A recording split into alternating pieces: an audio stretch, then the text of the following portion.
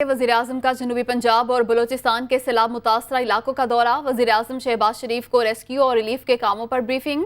वज़ीर-ए-आज़म ने कहा कि सैलाब ज़दा इलाकों में सूबाई हुकूमतों से मिलकर काम कर रहे हैं।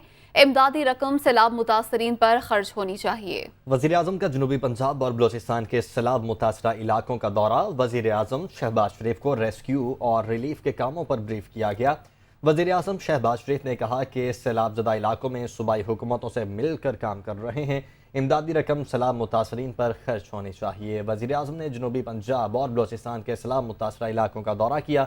इस मौके पर शहबाज शरीफ का कहना था कि सैलाब ने बलूचिस्तान और जनूबी पंजाब में तबाही मचा दी है। वफाकी और सूबाई हुकूमतों को मिलकर काम करने की ज़रूरत है।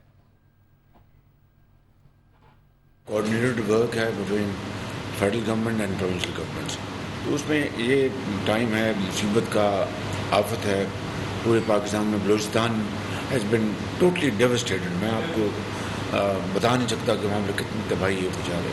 दूर दूर मीलों जो है उनकी फसलें तबाह हो गई, उनके इंफ्रास्ट्रक्चर तबाह हो गया and so on so fourth. इस वक्त जो भी है हमें मिल के काम करना होगा। That is the need of the our and I hope, और मैं आप सबको भी रिक्वेस्ट करूँगा कि चाहे कोई भी शेड एंड कलर है उसको एक तरफ करें। इस वक्त दुखी इंसानियत के लिए हमें काम करना होगा और we should be rising above our likes and dislikes.